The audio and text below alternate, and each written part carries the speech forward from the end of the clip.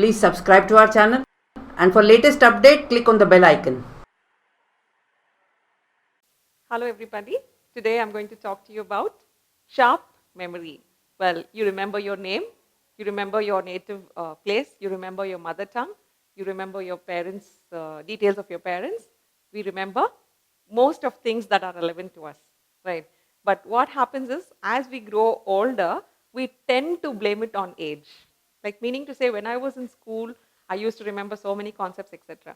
But now, if you ask me to do an exam, I cannot remember. This is the lame excuse we give to ourselves. Memory can be retained by every individual by following a few methods. Well, it's easier to learn when you are young. They say children are like wet cement. So what you place on them, they easily follow. Yes, that's agreed. But as you grow, your learning becomes a little hindrant because we tend to learn other aspects along with the normal learning. Other than that, I don't think there should be any reason for us to have a failure in memory. We all have a sharp memory, and I'm going to share with you a few strategies where you can help yourself and retain your memory. For example, keep learning. So how do you keep your memory alive and active? Is by learning new things, is by reading, is by connecting to the current events, exploring new things. For example, I finished my BSc psychology and I'm not going to touch any more of anything. Do you think I'm going to be having a sharp memory? No. Though I've finished a BSc in psychology, I need to be connected with the latest findings of the various psychologists, the various research reports. So when I read this, I'm able to connect with the basic knowledge. My basic knowledge is just my degree, the BSc psychology course, which I have actually earned. But I keep learning and I keep growing. So it helps me to keep my concepts fresh and alive. The second concept is use all your senses. So, what do I mean when I say use all your senses? When you're trying to remember something, use different senses. As I've already shared one incident where in one of my videos where two groups were tested. One group was shown just pictures of certain objects, and after some time they were asked to recollect what are the objects they seen. Whereas the other group, they were showed pictures, and for each picture they were given a particular smell. So after the experiment, the group was asked to recollect how many pictures they seen. So with the help of the senses, like for example, if they see in a picture of a car, they got the smell of diesel or petrol. So with that smell, they were able to recollect the word car. Likewise, flour. Like that, different other items were recollect. So this experiment is an example for us to share, for us to know that we can keep our memory alive through senses. For example, it's not necessary that everything what we learn should be processed or stored in our brain. No, we have even the process of the support of visual memory. You're able to visualize certain things that happen, though you may not be able to narrate it. That's an example. Then, believe in yourself. Instead of saying, oh, I may forget, it will happen. Try to tell yourself, I will remember. I will not forget. Believe in yourself. Have confidence that I will remember the bus number to this particular place, despite this is my first day of travel. If you have that phobia that I will forget and I will not remember, etc., it will happen likewise. So believe in yourself that you are capable of remembering the concept or the route or the particular message. The next is economize your brain usage. For example, why do we want to overload ourselves or overload our memory by remembering everything in that small brain? We can make use of the supporting gadgets along. We have calendars, we have reminders. What else we have? Then we have maps. We can keep different files like assignments to be completed or list of things to be bought, list of things to be done. We can create these small chits where we write down information and we help ourselves to remember our jobs. Now, why do we forget in the first place? That's because our basket is overloaded. Our basket means the process, the thinking process is overloaded, right?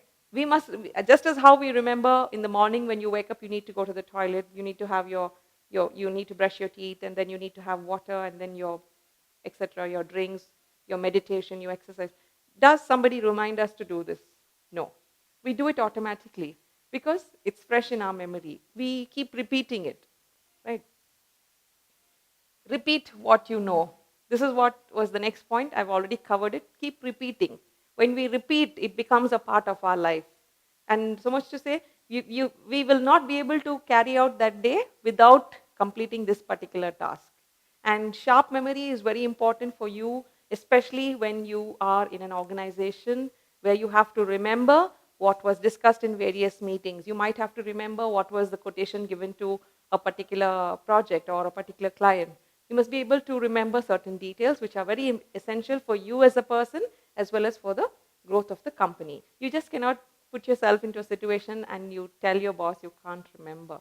No, you have, even if you can't remember, you must say, I'll just check and get back to you, or I'll look over the files and get back to you. So if you feel that your memory is, you're not very good in remembering the transaction, especially when it involves financial dealing, well, there you have to use the supporting document, which is the file. This will help you to keep your memory alive. At least you will remember that you have written all this information in the file. That much you will remember for sure. When you open the file, you're going to get all your details. Next is space it out. When you have to remember many things, don't club it all together and make yourself more miserable. Space it out. After this, that. After this, that. You have a step-by-step process so that you in your mind, you are actually visualizing what has to be done when. Next is make a mnemonic. Example, I was learning to play the guitar and I do not know anything about music. So I was just trying to learn through online. And I was trying to remember G, E, and F, those the letters of the alphabet. But then when I came across this mnemonic, every good boy does fine. So that is the chord, that is the chords. E, G, B, D, F. So I remember this sentence, every good boy does fine. So that's the chords, E, G, B, D, F. So likewise, if you feel you have to remember something and it's fading out from you, from your mind, you can create mnemonics. You can relate that word to a person or relate that incident to a particular flower or to a particular object that is on your desk. And even there are times where I heard of people, especially senior people, if they have to do a task, in their handkerchief, they would make a knot. And so when they go home, they remember, they try to remember as to why this knot was made in the first place.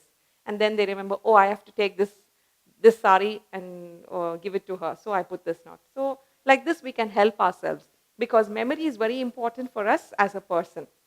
Nobody wants to have a person with loss of memory. Even in our lives, even in our family, we get irritated with people who have such kind of problems. So let us not fall into that category. No matter whatever age group we are, we can follow these few strategies. And I'm going to share a few more with you. And it will help you to promote your memory. Also engage in playing games, engage in reading the news, engage in following the various blogs written by people. This is how you keep yourself active. A few more strategies to help us keep a sharper memory. Cognitive exercise. You must have heard of exercise, but this may be new to you. Cognitive exercise. What do we mean by cognitive exercise? Exercise for the brain. For example, you draw a puzzle, yeah, maybe just of lines, and then you try to recreate the puzzle again. For example, like 5, 6 straight lines together. You can even connect the dots. You can try all this. You can also do some word building games. You can try to play some chess, some Ludo. So this keeps your brain active because Ludo involves calculation. It involves, so many feelings involved in it. Like if you're losing or if somebody else is winning, or if you're in a partnership in the game, it keeps your brain very active and young. The next is exercise your body. Exactly. Nowadays, there's so much of complications arising because of the lack of exercise. So we need to exercise. While we exercise, our brain also becomes, pumped with nice fresh blood. And as a result, it can help us to improve our memory. The next is ditch the sugar. This is a very important aspect today. And it's a very difficult component for all those who have a sweet tooth. Ditching the sugar will actually help us to be more healthier. And when we are healthier, we do not rely on medicines. Well, if we are, if we develop diabetes, then automatically we depend on drugs. And when you depend on drugs, you get drowsy, you feel very low, you do not feel fit. And when all your physical aspects are at stake, automatically your psychological, your memory aspects fail. So it's very important for us to ditch the sugar or at least reduce the sugar. Next is nourish your brain with antioxidants. What do I mean by antioxidants? Again, no sugar, a lot of vegetables, fruits, and of course, dark chocolate. It doesn't mean that if you just, eat normal food and do normal exercise, you're going to have a fantastic memory. No, there are so many components that help us to function well. Well, this person is not just, functioning because of one aspect. There's so many things that contribute: sleep, good food, good exercise, active brain, smart thinking, deep listening. There are so many components that make an individual to have a sharp memory. You must be surprised when you see very old people where they remember history so very well. Why?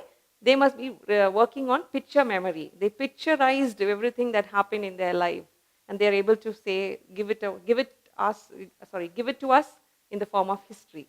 There are so many older people who are very good with explaining the process of preparing food, various other concepts. I'm talking about the women in our own, the elderly women in our own homes. So how is this possible? Because of their active body, their active mind.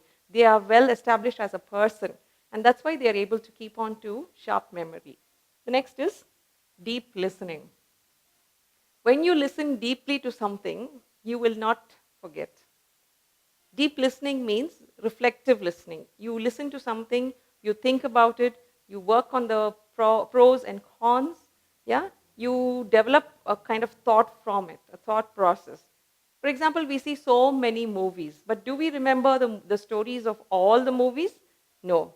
We are able to remember or at least narrate the stories of certain movies where we were involved in deep listening. So when you involve in deep listening, you are able to develop sharp memory. That's an example where which I could really practically share with you, the aspect of movie. Sometimes we even read many books, but it's only a few books that actually touch the heart, and we're able to remember the title, the author, or at least the story of the books. So let us, we as a person, develop sharp memory by using all these strategies, and of course taking care of ourselves. And don't forget that the more you keep yourself active, the more memory you have. Thank you. Good luck to you.